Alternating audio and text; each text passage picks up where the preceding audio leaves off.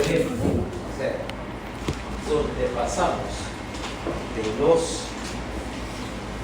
donde pasamos, o sea, al departamento de los trastornos del... ¿A qué hora saliste? Estaba hablando de carros. Ok.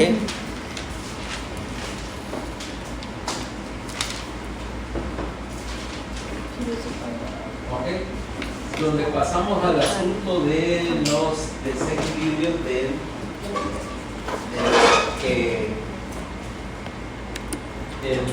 los líquidos, pero en términos de desplazamientos al intersticio. O sea, acordate que si nosotros hablamos de líquidos, empecemos por ver cómo estamos distribuidos. Ok. Vemos, por ejemplo, a Valeria ahí bien arreglada, bien peinadita. Se trata de presentar su imagen, pero en el fondo, Valeria es una bolsita de agua. ¿De la qué? Ni vamos a hablar de ellos, no te preocupes. Sí, o sea, porque algunas cosas sí vamos a hablar de terapéutica, pero no todas.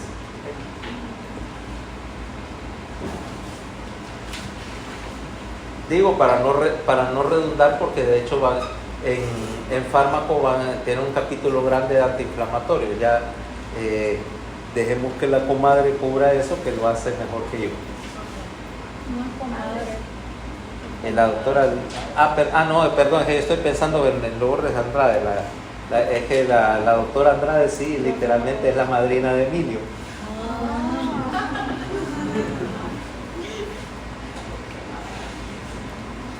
Pero bueno, en todo caso hay un capítulo grande en fármaco, entonces para no redundar, si ya hay bastantes cosas que tratar.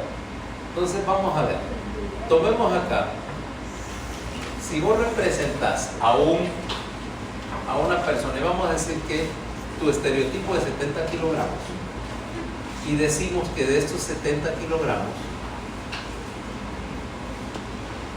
42 kilogramos más o menos, en este caso, ponemos 60% es tu agua corporal total. De hecho, en los varones la proporción es un poco más alta, porque como las mujeres tienen una proporción por peso de grasa un poco mayor, es más grasa más porcentaje de grasa corporal, y eso reduce, pues. Pero supongamos que Valeria que es 60% agua, ¿ok? El otro 40% se pierde, los 28 kilogramos sólido. Ahora, de estos 42 kilogramos, vamos a decir que 2/3 de ellos, o sea, 2/3, quizá unos que 28 kilogramos, o rústicamente 28 litros de esta agua es intracelular.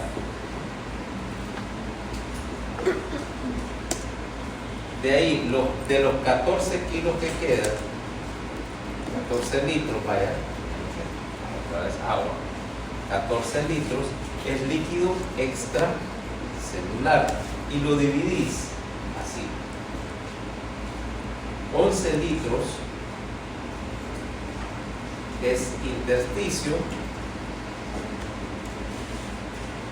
3 litros plato.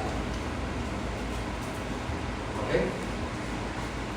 Ese es básicamente el desglose, ¿va?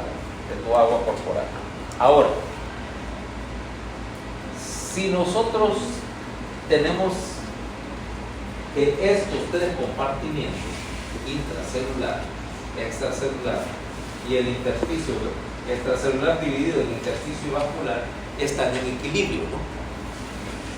O sea que no es que sean compartimientos herméticamente separados, es que las cantidades se mantienen iguales, porque entra y sale una cantidad equivalente entre uno y otro. ¿Okay? Intersticio y plato. Ahora, quiere decir que si hay movimiento de ellos, tiene que haber algún tipo de fuerza que mueva líquido entre uno y otro, ¿no? Entonces, vamos a considerar que hay dos tipos de fuerzas acá metidas. Uno es las fuerzas hidrostáticas. Bien. O sea, básicamente la presión de un líquido. Si quieres decir, el ejemplo más clásico de presión de alguna fuerza hidrostática es la presión arterial. O sea, si tenés tal presión. Y luego tenés el hecho de que existe una presión osmótica en cualquier líquido que tenga un soluto osmóticamente activo. Entonces, normalmente, si yo tengo en un contenedor, vamos a suponer en este contenedor un vaso sanguíneo, y yo voy a tener una presión hidrostática que intenta sacar líquido del vaso sanguíneo y mandarlo para el intersticio. Y funcionaría así de no ser porque el intersticio también tiene cierta presión hidrostática. Y por supuesto, tanto el intersticio como el vaso sanguíneo tienen alguna sustancia osmóticamente activa. ¿Okay? Presión osmótica. En este caso, en el caso del plasma, pues dado principalmente por la proteína, por la mezcla de proteína más electrolitos como el sodio y potasio, etcétera, que quieren jalar. Mientras que acá hay una presión osmótica intersticial que trata de jalar líquido hacia el intersticio, ¿no? O sea que en principio estas presiones están equilibradas. O sea, no tener la capacidad de jalar agua del intersticio osmolar está contrarrestada por una capacidad equivalente en el vaso sanguíneo de jalar líquido hacia el vaso sanguíneo. O sea, si uno predomina sobre el otro, vaya, si tuviera en el vaso sanguíneo tengo mayor presión osmótica, menor presión hidrostática, mandaría líquido hacia el espacio vascular.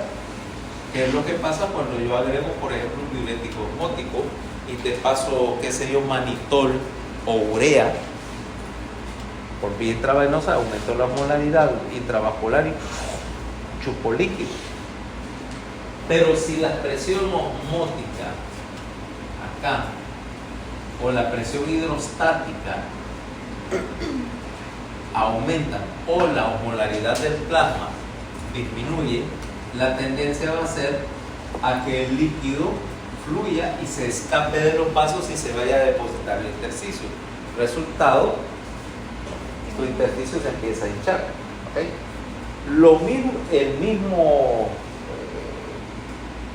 La misma secuencia lógica de eventos ocurre entre el intersticio y tus células. Si tus células absorben y son capaces de generar más osmolaridad que el intersticio, tus células van a empezar a llenarse de agua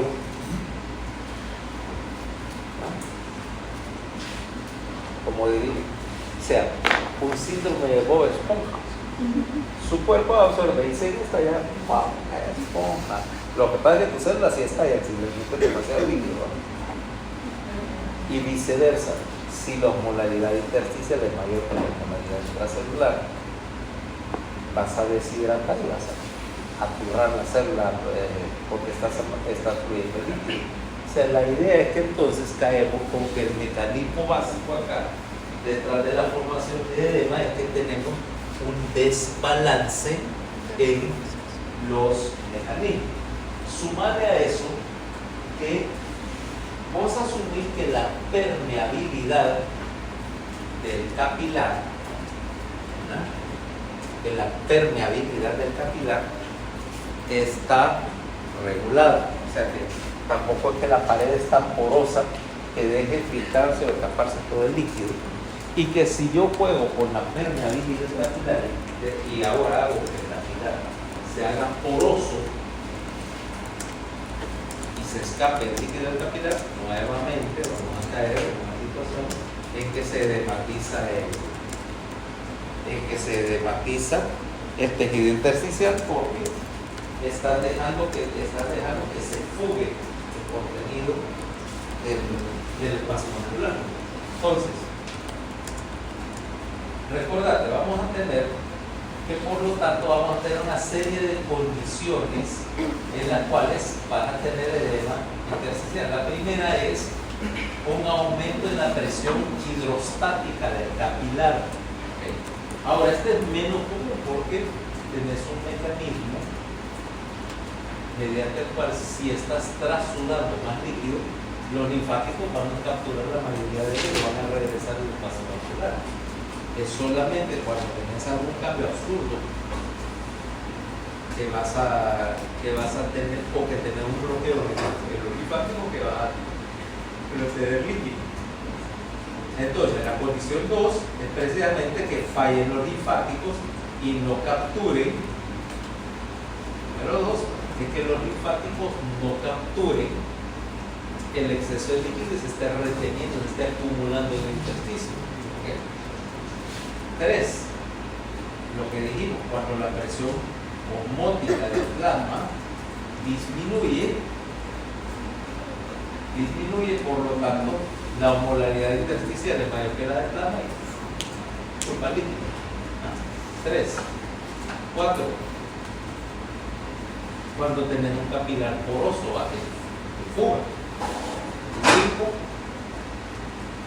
Cuando tengas algún soluto que aumente la presión osmótica en el intersticio, más raro que mandado a hacer. No vas a encontrar muchas cosas que osmolarmente activas que hay en el intersticio. Ahora, el problema con eso es que si estás despachando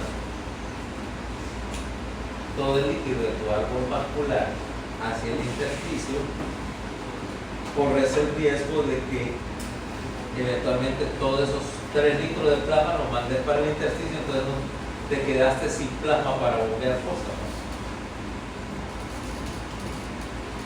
Normalmente eso no sucede, a menos que tengas una situación muy grande de fuga, porque normalmente el ritmo al cual perder líquido hacia el intersticio tiene que ser compensado mediante la restitución del volumen plasmático. ¿Okay? O sea que yo empiezo, vamos a poner este caso. Viene Ana y tiene alguna situación que cabe dentro de este grupo y entonces tu volumen plasmático te da 3 litros y voltaste 1 litro hacia el intersticio. Que 1 litro distribuido ni siquiera lo notarías.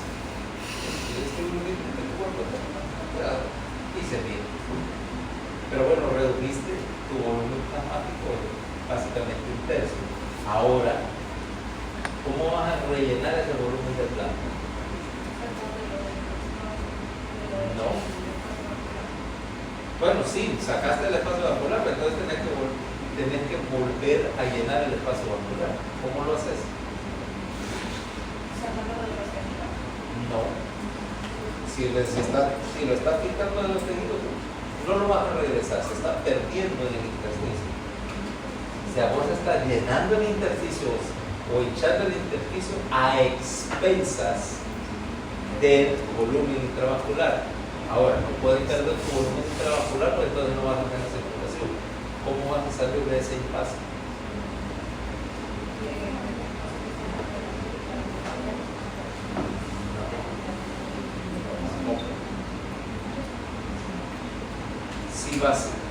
Si perdes tu reingerirlo o reabsorberlo de la orina, recuperar sodio de las pérdidas urinarias y luego por ingesto, o sea, ¿qué mecanismo está actuando ahorita? para recuperar sodio de la orina y para aumentar la ingesta de sodio, la captación de sodio. El sistema de renin-angiotensina, o sea, en el momento que vos estás vaciando el arco vascular, vas a encender el sistema de renin-angiotensina. Eventualmente lo que sucede es que vas a querer recuperar y entonces lentamente estás rellenando el arco vascular que se vuelve a vaciar y luego lo volverás a rellenar y así reiterativamente hasta que, si le das suficiente tiempo, eventualmente desplazaste, qué sé yo, 10 litros más al intersticio. Entonces tener 10 litros extra de líquido, que así se va a notar, va a estar hinchada hasta los párpados literalmente. Y ahora tenés una situación, por lo tanto, tu agua corporal total aumentó y entonces cambiaría, por ejemplo, dice, volumen intracelular 28 kilogramos, volumen del intersticio 20 y pico kilogramos, ahora tenemos un montón, volumen vascular 3 kilogramos, 3 litros. ¿Okay? O sea, incrementaste un compartimiento. Pero te das cuenta que primero tuviste que hacerlo a expensas de otro y que después vas a rellenar el compartimiento que vas a hacer. ¿Okay? Resultado, al final de esta cadena, tu agua corporal va a estar aumentada porque junto con el desplazamiento de líquidos tuvo que haber un aumento en la retención renal de sodio y de agua, ¿ok? Restaurando el volumen, porque si no, la situación sería insostenible. Ahora, vemos acá qué es lo que está sucediendo. Tenemos diferentes cosas. Empecemos con este sistema, con este problema. El mecanismo principal, falla cardíaca. Falla cardíaca con bajo gasto. Básicamente, al disminuir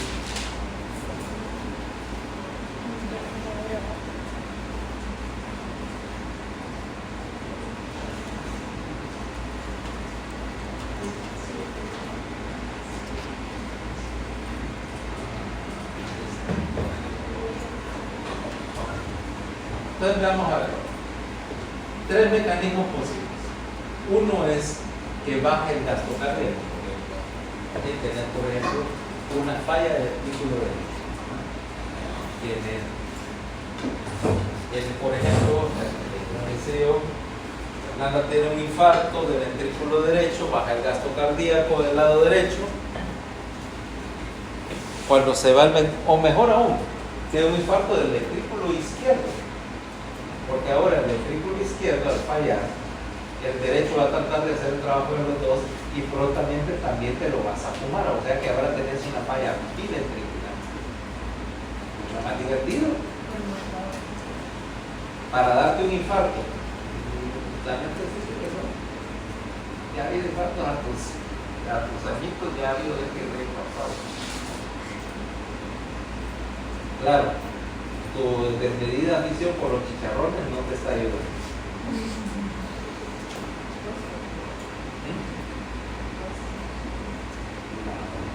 Y si vos crees, no, yo sé que vos no tenés una desmedida afición por los chicharrones, pero te aviso que cualquier intento de vegetarianismo tampoco te va a salvar. ¿Okay? Con lo cual solo estarías añadiendo el infarto a tu otra enfermedad de base. El vegetarianismo es una enfermedad. Ok, pero en todo caso tenemos un fallo cardíaco de bajo gasto, posibilidad de 1. Fíjate que también disminución del fluido, del volumen de líquido extracelular, etc. O aumento de la permeabilidad capilar. Fíjate, los 3 mecanismos conducen a lo mismo. La permeabilidad capilar aumentada lo que hace es que estás fugando todo el líquido. Aquí es que no está bombeando. Bueno, resultado, gasto cardíaco disminuido, volumen efectivo disminuido, porque lo que cuenta no es tanto cuánto tengas en general en el sistema, sino cuánto está moviéndose por la arteria y cuánto está participando en la circulación. Resultado: activa para el riñón, que lo que está leyendo es flujo. ¿Okay? Fíjate bien, tu detección de volumen depende de que el riñón está midiendo cuántos cc de sangre están pasando por minuto a través del aparato yuxtaglomerular. Si el riñón detecta que el flujo es bajo, va a hacer una generalización y decir: el flujo es bajo porque no hay líquido en los vasos sanguíneos. Resultado: voy a tratar de retener líquido. Por lo tanto, activas el sistema renina-angiotensina, retener sodio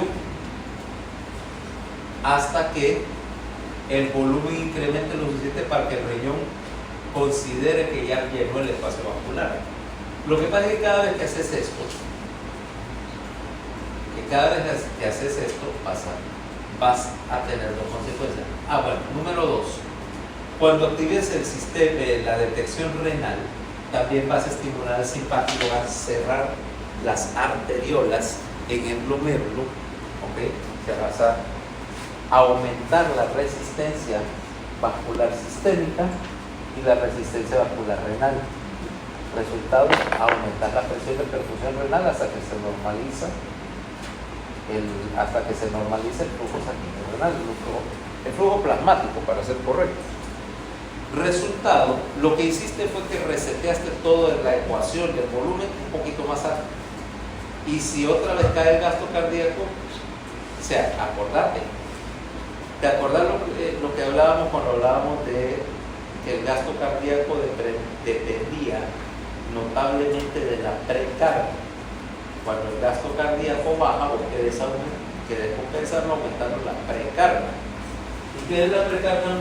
¿Qué es la precarga sino el volumen efectivo circulante?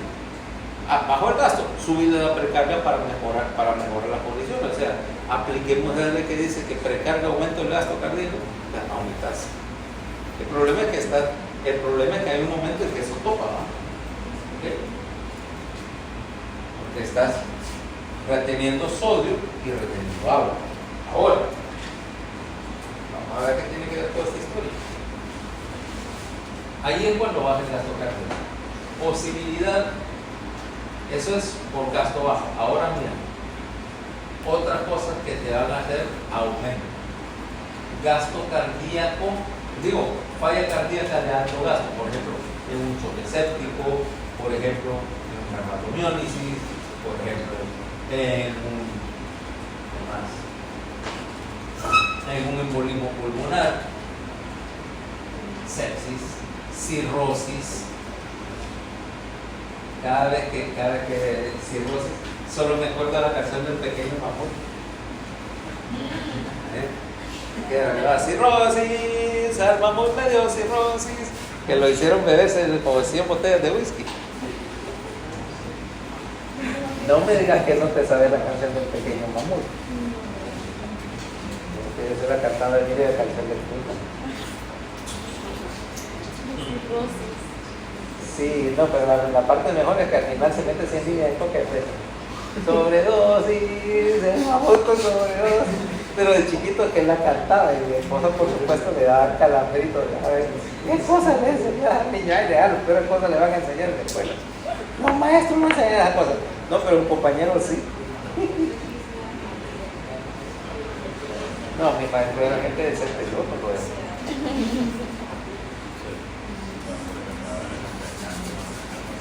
Además, en serio, en un colegio, si para los 15 años no has estado expuesto a la mitad de las sustancias ilegales. Pero eso se van en bueno, pero en las escuelas privadas se van. Y es que vos alguna vez estuviste en colegio público. Entonces, No, y veniste de privado y vinimos, o sea que has de haber visto, antes de llegar al 11º grado, ya había visto de todo. peor si son cristianos o católicos. Ah, no, ahí sí, sexo, drogas y rock and roll de los 7 días de la semana. No, yo nunca estuve en escuela religiosa. No que me hubiera servido de mucho, ¿verdad? Me hubiera convertido. No, me hubieran expulsado. Me hubieran expulsado por ateo militante. Es que tu colegio era evangélico. Los peores. Aquí hay una escuela donde en serio los maestros vendían unas varitas con un versículo bíblico, dice, porque eran las varitas oficiales para cachillar sus botes. ¿Ve?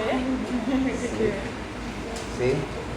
Ahí estaban mis sobrinos. Ahora, mi hermano era una red del gasto de varitas, porque gastaban varitas en el par de hijos.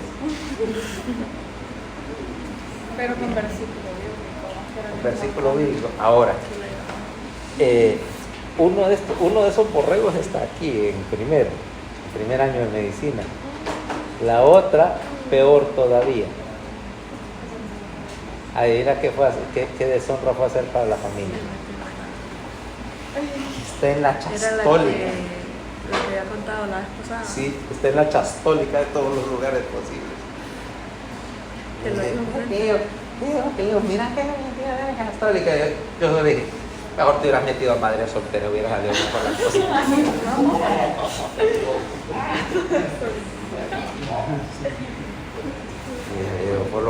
Por lo menos con la Bendy, en menos de un año salías del asunto, se lo desmiergabas al bobo de tu papá y ya. ¿Ah?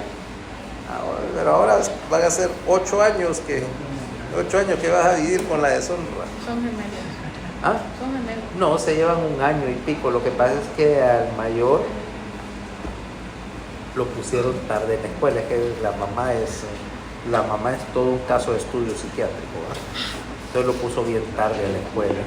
Y al final, pues, se alcanzaron. Bueno, para ese efecto, el otro año, Emilio está en la universidad. Donde sea, pero va a estudiar en la universidad. Alcanzó a la gorda. Y la gorda le lleva 9 años. ¿Y qué estudia ahí? Ingeniería eléctrica. Sí, no, y va a la mitad de la carrera, o sea, no se graduó este año. O sea que literalmente el hermanito lo alcanzó, cosa que aquel va a utilizar en su contra. Y yo no, digamos. Gorda, la alcanzó con el hermanito. También. Ella está en Reus. Emilio también se ve. Emilio, por lo que veo, creo que va a salir del país. Eso va a ser otra historia, porque ese Bobali con el extranjero ya imagino lo que va a hacer. Llamaba todos los días, papi, ¿qué hago? No, ella no llama. Y en otra época hubiera sido desastre, pero en la época del WhatsApp ya no importa, ¿va? No, es que es tan despistado. Te lo imaginas perdiéndose en una ciudad grande en el extranjero, en Nueva York, en París, yendo a parar a saber a dónde, olvidándose de meter llave, olvidándose de dónde se le queda la cosa, pierde anteojos, pierde esto, pierde el otro. Entonces, bueno, me dice que mi esposa me dice, y Emilio cree que en el extranjero va a madurar, le digo, como los mangos, ¿va? A puro macanazo, ¿va?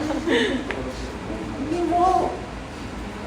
Ok, entonces estamos con el asunto de que Fernanda, pues, bueno, se va a morir allá al baño, porque pero en todo caso, mira, cosas que te aumentan el gasto: sepsis, cirrosis, fístulas anteriores del embarazo, vasodilatadores, hay un montón de causas. Resultado, disminuyen la resistencia vascular. Por ejemplo, en una fístula están derivando flujo en vez de mandarlos de qué. Resultado, volumen efectivo disminuye, activas el sistema de receptores arteriales, otra vez retener agua, retener sodio, aumentar la resistencia vascular. Yo pensaba que había sido la muerte de la falla cardíaca allá a otro lado. Entonces, de que la consecuencia es la misma, sea como sea, vas a aumentar el volumen circulante, con lo cual aumentas la resistencia vascular, aumentas el volumen efectivo y aumentas el gasto cardíaco. Asunto supuestamente resuelto, pero ahora estás trabajando a un volumen circulante más alto. Misma idea, la respuesta a la disminución del gasto cardíaco o a la disminución del volumen efectivo es retener más líquidos. ¿Okay? En ambas condiciones vas a trabajar mediante el ajuste de volumen mediante el sistema de renina-angiotensina. A ver, ¿es cuál? Gabriela no nos va a explicar. Sistema renina-angiotensina.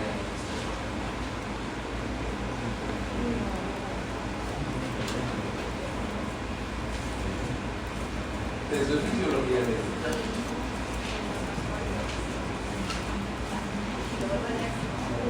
Si lo vuelves a leer, claro que te vas a acordar, no es que te vas a acordar que lo estás leyendo de nuevo. A ver, explícame.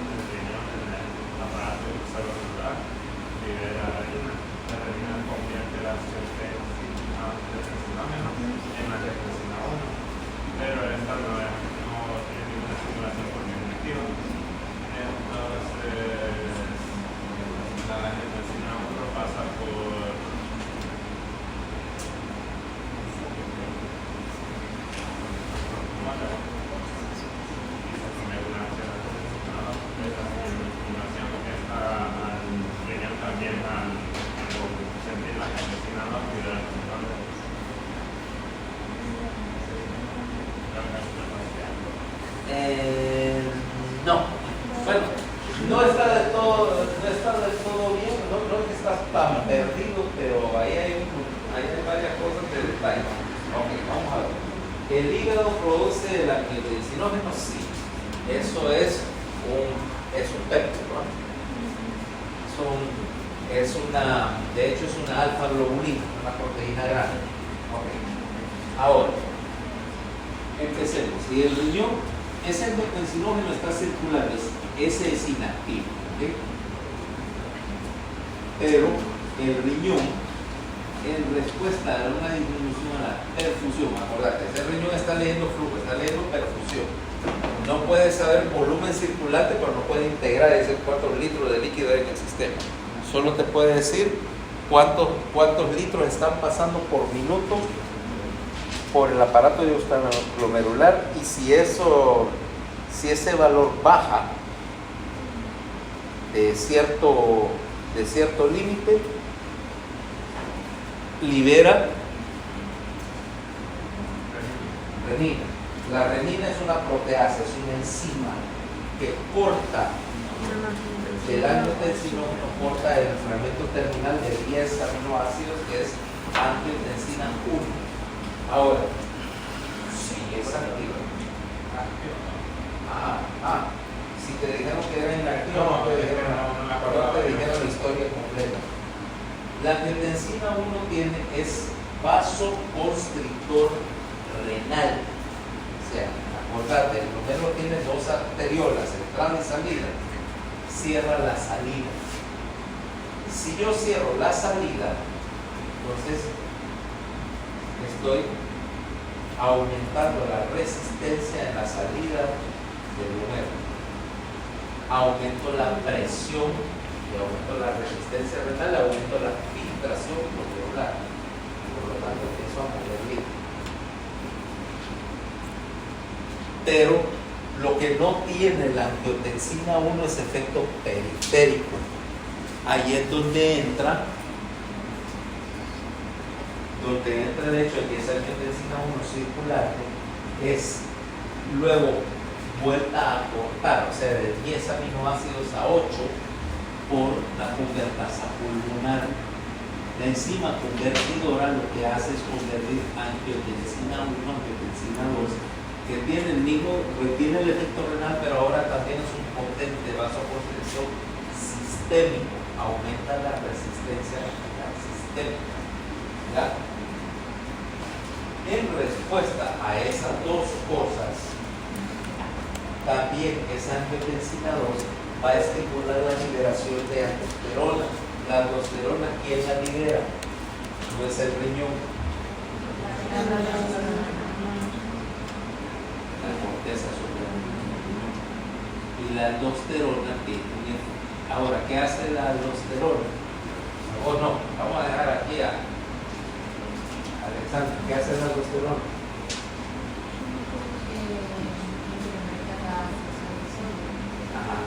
En dos sitios. Primero incrementa la recuperación de sodio en el túmulo distal y dos, incrementa la absorción de sodio en el intestino, aumentando la actividad de un canal epitelial en la célula, que es el que permite que entre sodio desde desde la luz intestinal. O sea que estás capturando todo el sodio que puedes y recuperando todo el sodio para que no se pierda. Si te doy suficiente de aldosterona, la natriuresis puede llevarla prácticamente a cero.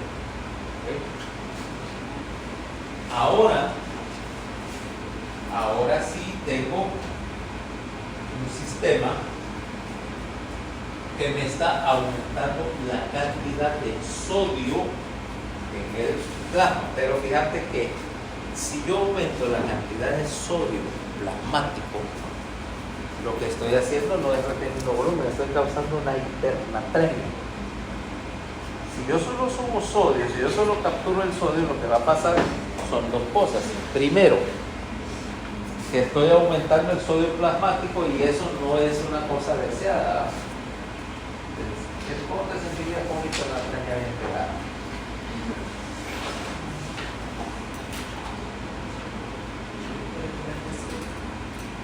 Hacer. Te va a dar edemas, no, todo lo contrario. En todo caso vas a chupar líquido de la célula hacia el volumen porque estás tratando de compensar ese aumento de la osmolaridad. Vas a agarrar líquido del intersticio, tal vez, o de la célula hacia el plasma, pero no te vas a echar, todo lo contrario. ¿Tu plasma va a ser hipertónico con respecto a las células? Sí. ¿Y cómo se manifiesta eso clínicamente? Te va a doler hasta el pecho. Dos, el mecanismo de la sed secundario, sí. Tres,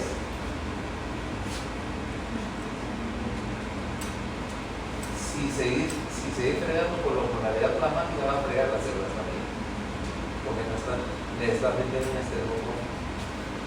Ahora, quedémonos con la parte de la sed. ¿Por qué te da sed?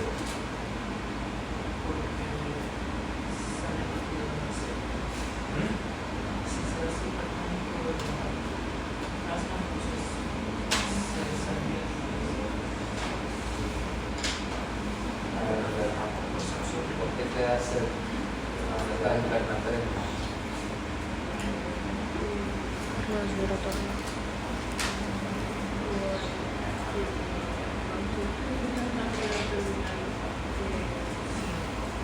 Detectan que hay una pérdida. No, bueno, sí.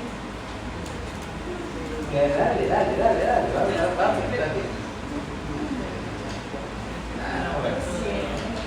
Lo que estás detectando no es tanto de pérdida de líquido, están detectando el órgano vascular de la lámina terminal es sensible a la osmolaridad.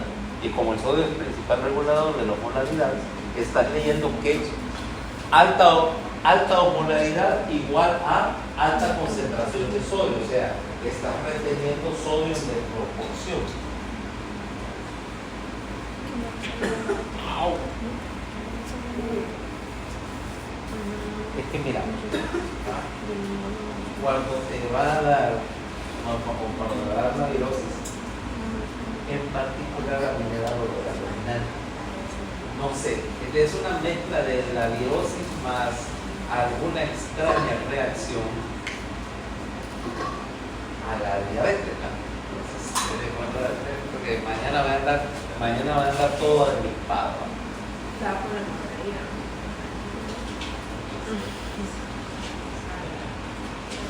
No, y para que vaya a poner mascarilla, ya me dio.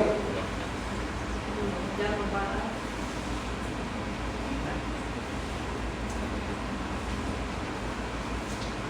Sí, la única vez así en fecha reciente le he puesto mascarilla fue hace 2 semanas, pero más que nada para no sobreinfectar a mi papá y que me salían otros 100,000 pesos de antibióticos en la broma.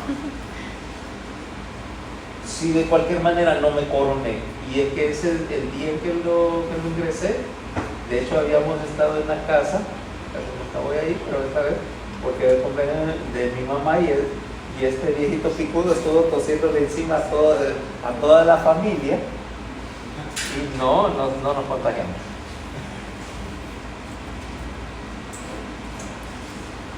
O sea que, no, en ese sentido, yo no soy coronaportador ni muy coronoso que te diga.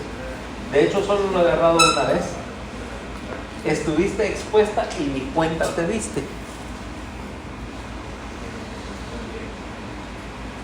¿Te acordás del año pasado que venía de Europa, que venía la carrera de... Ok. Al día siguiente que Emilio y todo estaba con fiebre, porque todo el mundo salió positivo, bueno, yo incluido, pues, porque aparentemente venía un tosigoso en el avión.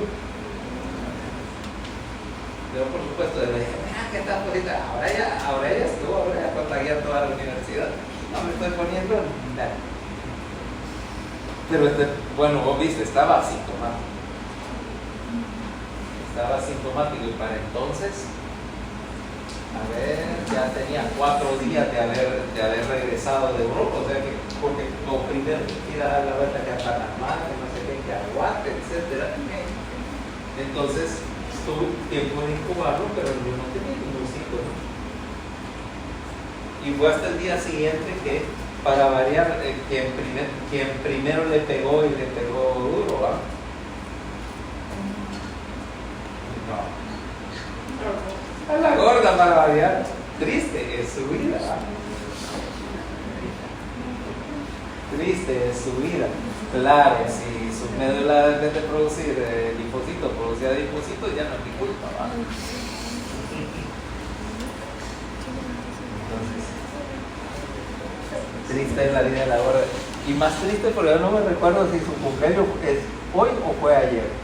Ay, no. Yo sé que es entre ayer y hoy, pero tendré que preguntarle, ¿verdad? ¿Hoy es tu cumpleaños? ¿Cómo? Bueno, ¿Ah? No, o sea, feliz cumpleaños. Sí, bueno, si era feliz cumpleaños, pues ya lo siento, pero ya esto fuera de fecha. ya no merece regalo. Ya no hay regalo. No, con su rendimiento académico, que desgracia que no le cortan el cordón. Y ha pasado 2 clases en un año.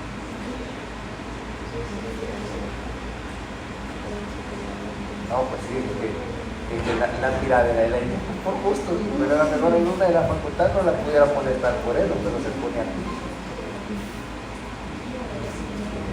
Él empieza que a mí anda por la banana. Anda por la banana y no aprende. ¿Y cuánto tiempo llevan? La mamá que le tiene paciencia, bueno, yo ya le costó el fondo, ya no me creo sus cuentos chinos, de la mamá que pague las cuentas, porque yo ya dije que relleno para San Pedro. Y yo le dije, claro, porque aquí te puedes aplazar más barato. Ya hizo mi carrera de medicina. No, ya hizo la carrera de medicina, son 8 años. Y y ahorita está cumpliendo 25. Los 25 yo ya era residente civil en el hospital de Puebla. Ya me había graduado en medio, yo a mitad de camino, yo a mitad de camino de ser especialista. Lo que cree que yo no le dejo pasar mucho, porque ya y después a esa edad yo ya ya solo, ya iba camino de especializarme y había llevado el índice decente desde que entré a la facultad, sin toda la gastadera. Sí, porque son muchos dinero. ¿Cuánto se gasta en tener? ¿Vos vivís acá con familia o tenés tu apartamento prestado? No, no, no. Okay. Quiere decir que no son menos de unos 12,000 pesos mensuales que te tienen que enlazar por este camino para casa, comida, libros y cosas. Por lo menos, o sea, si pasas tu clase, no, es una inversión, pero si no las pasas, eso es como tirar dinero por el sábado. Por eso la mamá le sigue aguantando los cuantos, no sé por cuánto tiempo, pero ella también se va a cansar. Y no creas que uno, por ejemplo, ahorita con este asunto de reorganizar en la clínica, eso es un montón de dinero, no tengo ganas de tener más hemorragias de dinero. ¿Verdad? Pero en sí, ¿en qué año estaría técnico? Creo que 5 años. Segundo y medio, tercero, vaya, es mitad de carrera. Estamos diciendo que está cruda. No es que te digo, ya el niño la cansó, eso es un hecho. Eso es un hecho. Es más, fíjate que Dani vino la semana pasada, se graduaba, no sé qué, se casaba, no sé, amiga, pero no vino de saber que aquí, en cuanto se aparezcan por la casa, empiezan los truenos. Lo que pasa es que ya las encontramos. Este fin de trimestre no veo resultados. Si se quiere quedar en el PEU, quédese en PEU. Eso sí, solo vamos a ir a traer el carro y usted vea qué hace con su vida ya. Pero se quede, si usted quería pagar sola, no puede estar año tras año y nunca se gradúa, ya es un chiste, pues. Usted tiene que ser un meme en su facultad.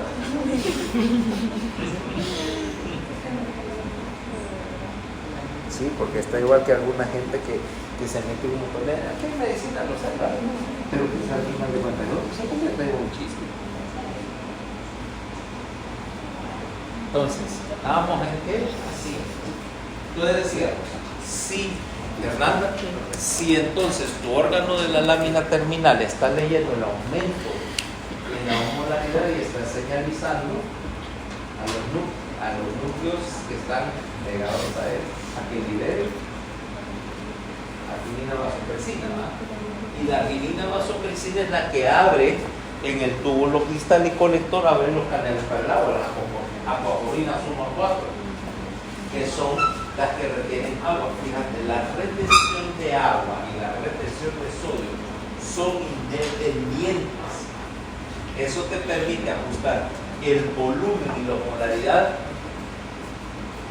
en forma independiente, y vos primero retenés sodio y luego retenés agua hasta alcanzar la osmolaridad canónica, o más bien la natremia canónica, que anda de ¿cuánto? Sodio plasmático. Te dijimos acerca del valor que te tenías que saber si es entre 135 a 145 miliequivalentes por litro. Vos ajustás agregando agua o dejando perder agua hasta que alcanzas esos valores. Ahora, así como tenés mecanismos para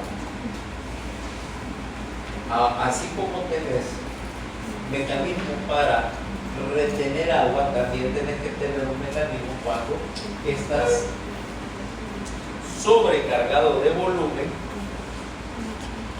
para tirar líquido hacia afuera. Y aquí tenés en particular dos fértiles.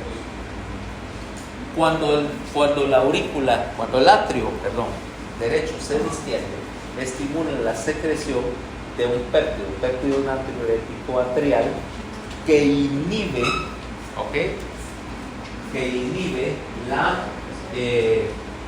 la recuperación de sodio, o sea, permite que pierda sodio. Lo mismo por otro péptido relacionado que es el BNP, péptido natriurético tipo B, antes conocido como péptido natriurético cerebral. ¿Okay? Es la misma cosa, por ahora le van a decir BNP, y dicen, no, es tipo B, es el mismo brain, ¿verdad? Ahora, de hecho lo que estás guardando acá es el precursor que se llama ProBNP, y ese ProBNP te interesa porque es un marcador que se eleva en la insuficiencia cardíaca. Después vamos a hablar de cuando lleguemos al capítulo de valores de ProBNP. ¿Okay? Ahorita lo que te interesa es para qué lo quieres. La prehormona se cataliza, se convierte en el péptido y se libera, se unen a un receptor, ¿okay?, que aumenta la excreción de sodio y agua, bloqueando el túbulo proximal e inhibiendo la liberación de renina. O sea, esta es el antídoto de la renina. ¿Okay? 2 es un paso, tanto el péptido natriurético atrial como el BNP bloquea la actividad de la angiotensina 2 sobre los vasos sanguíneos periféricos. Por lo tanto, los niveles altos de péptidos natriuréticos, el atrial no se mide en el laboratorio, pero el ProBNP sí. ¿Okay? Cuando tenemos un paciente que está sobrecargado de volumen, estos dos se van a elevar, ¿okay?, porque están tratando de forzar que orines el exceso de sodio. Ahora veamos edema, clínica del edema. Okay, mira, primera cosa, la retención del líquido es una cosa que generalmente uno subestima, porque, por ejemplo, ¿cuánto pesas?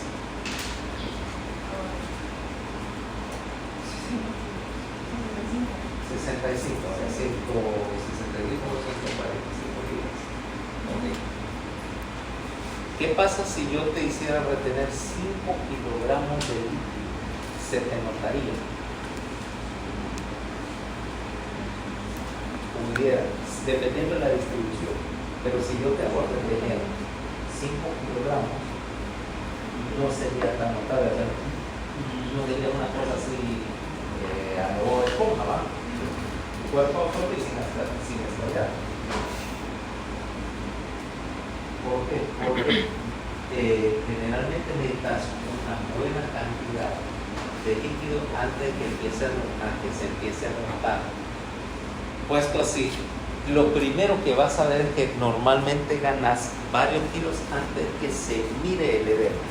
Pues, te lo voy a poner por ejemplo. Yo peso aproximadamente unos 80 kilos. Un poquito más.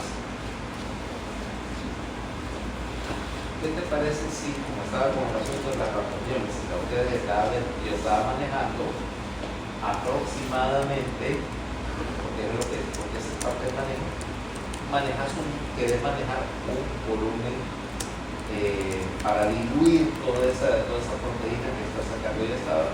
Me había calculado que necesitaba unos 10 litros de solución intravenosa al día. Si vos empiezas a bombear 10 litros al día para tratar de brindarlo, como un río que está medio ahí coqueteando con la falla renal aguda, obviamente retenés un poquito. Total, cuando eso ya en la unidad de cuidado intensivo, ya después de toda la canción, estaba pesando casi 90 kilos, o sea, había retenido prácticamente 10 litros de líquido. Ahora, no me miramos nada. Tal vez verías edema del dorso de las manos, del dedo, pero no era una cosa así, no era una bolsa de líquido, ¿no? No, realmente no. Realmente lo demás en las manos, más en los párpados, lo edema de baja presión, que es lo que es. ¿Okay? O sea, no es aquel sentido clásico de ese edema que me aprieta la chancleta, que, bueno, yo no uso anillos de cualquier manera para decir que tal vez el anillo se hubiera marcado, o tal vez la banda del reloj. Pero no era tan marcado, a pesar de que yo sabía que tenía no menos de 6 o 7 litros extra, que es prácticamente el doble de mi, casi duplicando mi volumen intersticial. Casi duplicando y sin embargo no se notaba. Primera regla: para que se note que alguien está hinchado, tuvo que haber retenido una buena cantidad de líquido antes de que se le note. ¿Ok? O sea, en tu caso, para que veas que ha sido 5 o 6 kilos extra antes de que se diga que está hinchado, pues lo puedes distribuir alrededor de todo tu intersticio. Claro, ciertas partes van a favorecer. 1. 2. Hay ciertas palabras expresivas, ciertos términos específicos para diferentes formas de edema. Primero es cuando tenés edema generalizado y marcado. Eso es anasarca, ¿no? Básicamente ahí sí básicamente se ve la retención de líquido. O sea, cuando llegas a tener, por ejemplo, que los párpados no se pueden abrir de tan enematizado, la cara está enematizada. En particular vas a ver que de preferencia el líquido de edema se va a donde te ingresa más laxo, o sea, el dorso de las manos, los párpados, el escroto, ¿okay?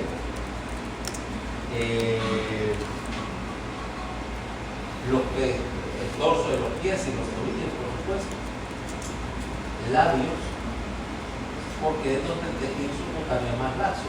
Donde el tejido subcutáneo es más denso y está unido por la fascia, el líquido no diseca, por lo tanto no siempre vas a tener. Y si tenés anasarca, quiere decir que aparte de la parte donde es difícil que se coleccione el líquido, en todas las áreas de baja presión que están así. Entonces tenés la clásica cara hinchada, así como nosotros, unas rayitas, cachete hinchado, y los dedos como los del rey de Inglaterra. Sí, dicen que son aquí. ¿Has visto las fotos de Carlitos y los deditos de salchicha que tiene? ¿Va? Yo creo que este hermano tiene una falla renal. Ya tiene 75 años, no para la pena, que tiene una insuficiencia renal. Me imagino que lo han de realizar así en secreto, pero que este no va a ser tan duradero como la manita, ¿va? Sí, pero la viejita lo que le dio fue un stroke masivo. Bueno, no es verdad que esas cosas no lo dicen, pero sí, sí dijeron que había sido un stroke. La viejita fue así. Nombró a la primera ministra, que estaba en su primera reunión con la nueva primera ministra, y estando en la reunión de Dios se sintió mal, que la llevaron, estaban como ella estaba viejita, entonces dice, normalmente para nombrar y recibir al primer ministro eso lo haces en el Palacio de Buckingham, pero como la viejita estaba viejita todavía, estaba en Escocia, en su castillo, la primera ministra viajó a Escocia. De ahí estaba en su primera reunión, que era una reunión de trabajo, no es que solo era que ir a tomar el té con la reina, se estaba trabajando, entonces se sintió mal, le llevaron a sus apartamentos ahí en el castillo y como que ahí perdió la conciencia y se reventó, ¿va? Entonces, por eso ahí es que ya activan el protocolo, que llaman a toda la familia, que no sé qué, que a media asta, que toda esa explanada donde está la fuente de la Victoria y el palacio, que ahí lo acordonan porque van a empezar a recibir a los y ponen un anuncio así en la reja del palacio de Buckingham, ponen una diciendo que la reina está grave y que pues están vigilando, lo que dice ya está a punto de morirse.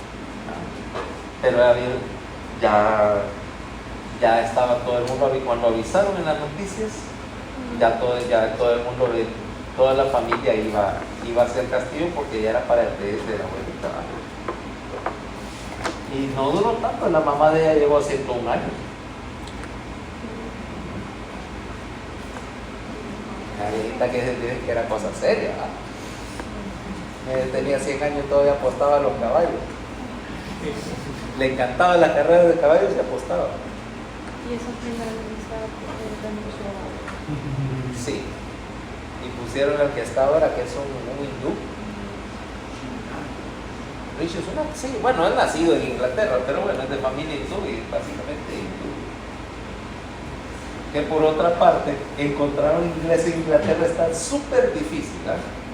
No, en serio, y vos decís, pues me habré equivocado, en vez de subirme en el avión a Londres, estoy en Mumbai, porque solo hindús y pakistaníes y árabes y todas esas cosas.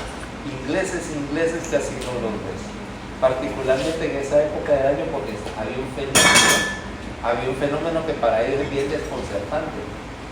Había salido el sol. Sí, en serio, imagínate, estaron una semana que de clima soleado en Londres, para ellos es un escándalo. Sí. Y lo que te dé el anuncio en el tren, por favor, se les recuerda a los pasajeros que la temperatura externa es de 28 grados. Se les recomienda dar una botella de agua y mantenerse dentro de casa lo más posible. Digo, 28 grados en esa frescura, ya se están protestando, ¿no?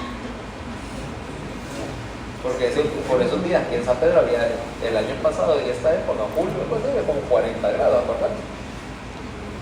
Es decir, 28, no, que refrescante, ¿verdad? Que para ellos era el calor del trópico. Ok. Bueno, podía ser, claro, puede haber habido 28 grados en Suiza, ahí se mueren. Suiza. Es una delicia. No, pero ahorita hay una ola de calor en Finlandia. Dicen que la temperatura subió de cero. Wow. Qué calor. Subió de cero. Subió de cero. Bueno, entonces estábamos con la idea de que si nosotros vemos, entonces tenés anasarca con edema grosero. Ahí sí ya puedes decir ese edema que ya ves la foto, ya queda cuestión grosera, ¿va? ¿Okay? Igual que de causa renal, que se llama edema de Quincke, ¿va? En la cara, párpado y todo esto, básicamente te distorsiona. ¿Ok? Si vos podés considerar, y aquí hay un concepto de la idea de ascitis como una forma especial de edema, ¿ok? Que tenés básicamente ascitis es el depósito del líquido de edema en la cavidad peritoneal. Si querés decirlo así, edema del peritoneo. Su versión torácica como hidrotórax, ¿ok? Y de hecho, podrías decir hidropericardio, o sea, la presencia de un derrame pericárdico enorme, no tamponado, provocado por líquido de edema, también entra en esa circunstancia. Ahora, vamos a diferenciar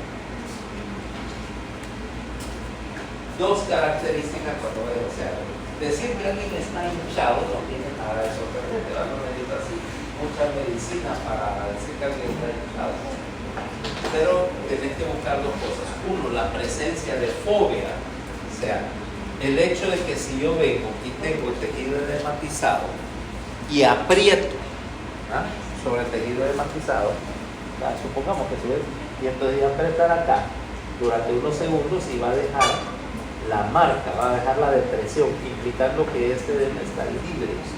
Porque vos puedes tener edema que no te deja una depresión, implicando que hay depósito de fibrina o de que de alguna manera no está, por ejemplo, aquí no dejaría una depresión, pero que quedara la marca. Uno. Dos, la presencia de cambios inflamatorios, porque si hablas puramente de edema, no vas a notarlo caliente ni rojo, a menos que haya un proceso inflamatorio debajo. Tres, muchas veces los pacientes no llegan porque necesariamente hayan visto, sino porque es el clásico, que estoy hinchado. Claro, yo pudiera decir, qué sé yo, que Gabriela, porque ya la conozco, la he visto antes, y le notara que está dermatizada la cara, ¿no? Pero si nunca la he visto, pero entonces la historia clásica para repetir, particularmente si el edema se reduce, viene y va, es que vas a encontrar que me aprieta el anillo, o el anillo me deja marca, el reloj me deja marca, el elástico, cuando la ropa queda marcado, ¿okay? El elástico de la ropa, o el clásico, me aprieta la chancleta, ¿vale? Me aprieta la chancleta, me aprieta el zapato, implicando que, acordate que por gravedad es más probable que se inflamen o se hinchen también las partes que están hacia gravedad. Entonces, el zapato o la chancleta me aprieta, o el calcetín me deja una marca digital, implicando que hay, ¿cómo se llama? Retención de líquido. En particular, cuando tenés un paciente de ley, yo despierto, la clásica historia, me hincha el pie, ¿okay? Pero en la noche no está bajo gravedad, el edema resuelve y el zapato me queda relativamente bien o relativamente flojo en la mañana, y conforme estoy de pie, progresivamente, estoy todo el día, voy a ver como el tobillo, de hecho, el tejido dermatizado así como que cuelga sobre la boca del zapato. Entonces ahora, ¿cómo estudiarlo? Bueno, podemos verlo de diversas maneras. Ahí tenés una manera. Uno es según el sistema que esté afectado. Edema cardíaco, edema por difusión hepática y edema de causa renal, de dos mecanismos diferentes: por fallo renal crónico o por síndrome nefrótico, que es lo que se llama también enfermedad renal de cambio mínimo. ¿Recordad? Entonces, vamos a ver entonces cosas, qué sé yo. Si la causa es cardíaco, entonces vas a ver edema más manifestación de fallo ventricular, generalmente biventricular. Entonces tenés disnea de esfuerzo, ortopnea, que lo vemos en el capítulo de insuficiencia cardíaca, que es edema al decúbito. Se dice, bueno, el paciente que tiene que dormir sentado con 2 o 3 almohadas porque se ahoga si se acuesta del todo. Básicamente lo que tenés es retención de líquido, y lo que está haciendo es reteniendo líquido en el pulmón. Misma idea, ¿okay? Y entonces la presencia de signos de fallo cardíaco, ingurgitación tubular, galopes, evidencia de crecimiento cardíaco con impulso de punta desplazado, ¿okay? Y laboratorialmente que vas a tener ProNP alto, ¿okay? Disminución del sodio plasmático, o sea, hiponatremia también, porque estás diluyendo el sodio con agua, principalmente, con un montón de agua retenida que no pudiste utilizar. Luego, en el edema de causa hepática, ¿verdad?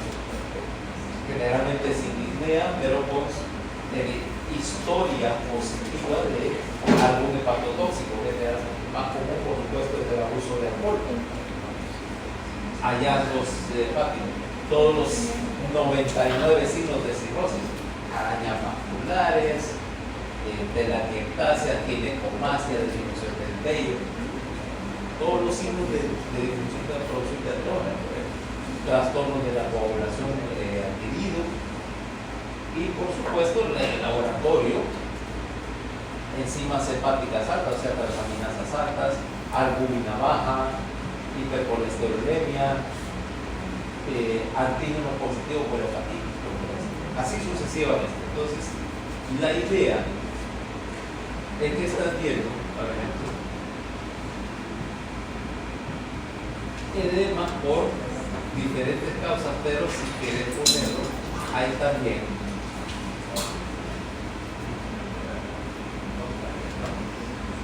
lo podemos buscar de otra manera. Hablar en términos de estos mecanismos que dijimos, por alteración en la presión osmótica, por alteración en la presión hidrostática, etc. Entonces vamos a ver qué es lo que sucede. Si nosotros tomamos esto como base para diagnosticar el edema, o nos funciona un poquito mejor que irnos de causa a causa, ¿no?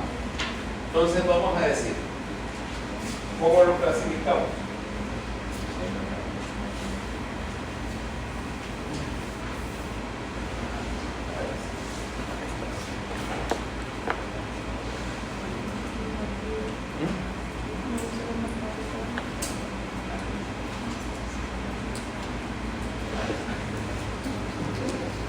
Aromaterapia.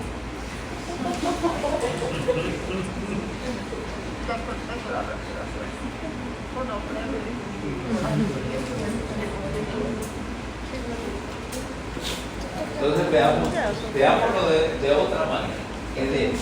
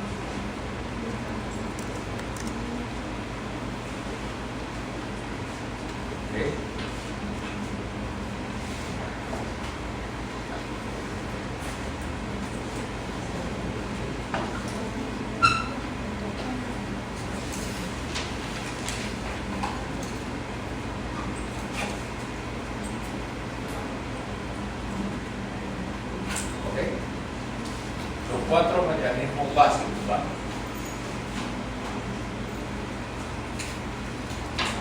Veamos primero, por aumento de la presión hidrostática, que es relativamente poco común, pero podrás tener, por ejemplo, por estasis venosa, o por obstrucción del retorno venoso. Imagínate, yo supongo que la presión hidrostática depende de que aquí tenga una presión en el lado arterial menos la presión en el lado venoso. La diferencia de ellos me daría la presión hidrostática ahí en ese capilar. Ahora, por ejemplo, ¿qué le va a pasar a Andrea dentro de 30 años? Porque ella quiere, si insiste en ser cirujano, y dentro de 30 años vas a tener venas de abuelita, ¿va?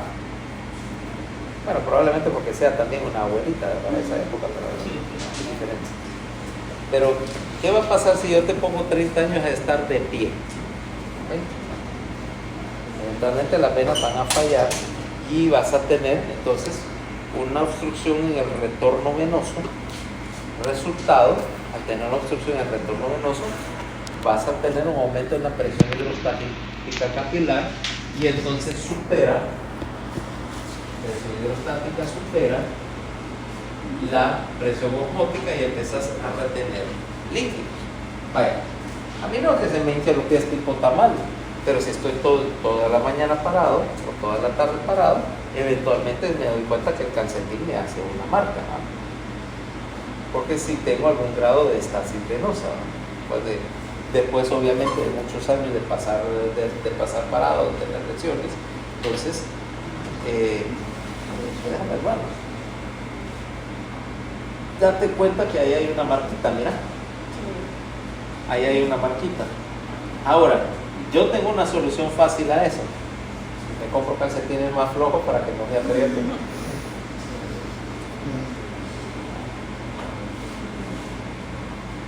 Pero te das cuenta, a pesar de todo, y que apenas es un poquito pasado mediodía, pero ya como las 4 o 5 de la tarde ya vería los riquitas y la forma del calcetín. Pero no pasa de eso, no es que no me queden los zapatos, ¿ok? No es que no me queden los zapatos, pero ya ves, por la misma razón que se supone que debería usar esas estúpidas medias de Mickey Mouse con los pero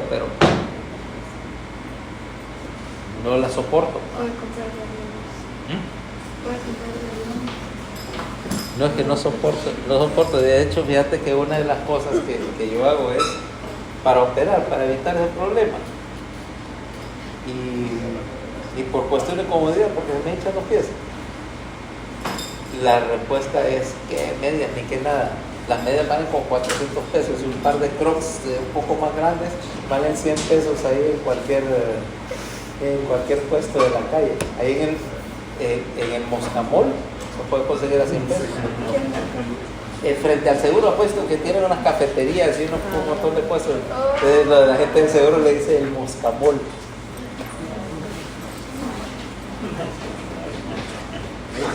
Entonces, tenemos por estasis venosa, tenemos ¿qué más? Por aumento de la presión hidrostática. Ya vamos a ir por la otra causa. ¿Okay? Interesantemente, si dijera presión hidrostática, pero ¿por qué entonces la hipertensión no me causa edemas?